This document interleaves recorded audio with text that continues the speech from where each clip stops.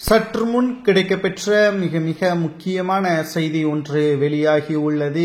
அதிமுகவில் மீண்டும் பன்னீர்செல்வம் அதிமுகவில் இருந்து பன்னீர்செல்வம் அவர்கள் விலகினார். புதிய கட்சியை ஆரம்பித்து புதிய கூட்டணியை உருவாக்குவதற்கான முயற்சிகளில் ஈடுபட்டு வரக்கூடிய நிலையில் என்டிஏ கூட்டணியிலிருந்து விலகியதாகவும் அதிகாரப்பூர்வமான அறிவிப்பை கடந்த சில நாட்களுக்கு முன்பாக பன்னீர்செல்வம் அவர்கள் வெளியிட்டிருந்தார்.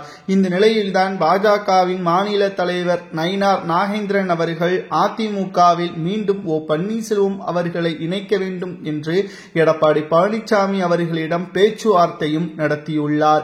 இந்த பேச்சுவார்த்தை தோல்வி அடைந்ததா அல்லது அதிமுகவில் மீண்டும் பன்னீர்செல்வம் அவர்கள் இணைவதற்கான வாய்ப்புகள் இருக்கிறதா என்பதை தான் இந்த வீடியோவில் நாம் முழுமையாக தெளிவாக பார்க்க போகிறோம். அதாவது அதிமுகவில் பன்னீர்செல்வம் அவர்கள் முதல்வராகவும் மறைந்த முதல்வர் ஜெயலலிதா அவர்களது உண்மையான விசுவாசியாகவும் இருந்துள்ளார். அதிமுக வெற்றியடைவதற்கு பல முயற்சிகளையும் அனைவருடனும் நட்புறவும் பெற்றிருந்தார். சசிகலா அவர்களால் கூவத்தூர் கூட்டத்தின் பொழுது முதல்வர் பதவியை OPS அவர்கள் ராஜினாமா செய்யக்கூடிய நிலைமையும் உருவாகியது. அதனைத் தொடர்ந்து பன்னீர்செல்வம் அவர்கள் ராஜினாமா செய்த அடுத்த நொடியே எடப்பாடி பழனிசாமி அவர்களை முன்னிறுத்தி சசிகலா அவர்கள் முதல்வராகவும் தேர்வு செய்யப்பட்டார். முதல்வராக பொறுப்பேற்று பன்னீர்செல்வம் அவர்கள் உண்ணாவிரத போராட்டத்தையும் நடத்திய பிறகு துணை முதல்வர் பதவியும் பன்னீர்செல்வம் அவர்களுக்கு கொடுக்கப்பட்டது. அதனைத் தொடர்ந்து 4 ஆண்டுகள் அதிமுக ஆட்சியும் நடத்தப்பட்டது.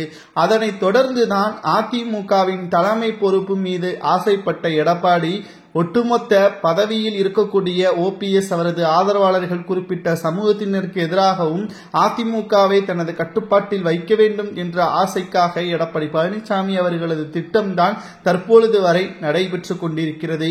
எடப்பாடி திட்டத்தில் அவர் வெற்றியடைந்திருக்கலாம், ஆனால் மக்களது மனதில் எடப்பாடி ஒருபோதும் வெற்றியடையவில்லை. அதற்கு உதாரணம் தேர்தல் தோல்விதான். ஆனால் OPS அவர்கள் சுயேட்சையாக ராமநாதபுரம் தேர்தலில் போட்டியிட்டு 2வது இடம், மக்களவை தேர்தலில் ஒட்டுமொத்த கவனத்தையும் பெற்றார். பணம் கொடுக்கவில்லை. கிட்டத்தட்ட பன்னீர்செல்வம் என்ற பெயரில் 7 நபர்கள் சுயேட்சையாக போட்டியிட்ட போது கூட OPS அவர்கள் 2வது இடம், அந்த தொகுதியில் அதிமுக 3வது இடம். இது மிகப்பெரிய ஒரு பேசும் பொருளாகவே மாறியது. தற்பொழுது OPS அவர்கள் புதிய கட்சியை தொடங்கி புதிய கூட்டணியை உருவாக்கிவிட்டால் அது அதிமுகவின் கூட்டணிக்கு பாதிப்பை ஏற்படுத்தும் என்ற காரணத்தினால்தான் அதிமுகவில் மீண்டும் பன்னீர்செல்வம் அவர்களை கொண்டு வர வேண்டும் என்று தமிழக பாஜக நயினார் நாகேந்திரன் அவர்கள் எடப்பாடியிடம் பேச்சுவார்த்தையும் நடத்தி வருகிறார்.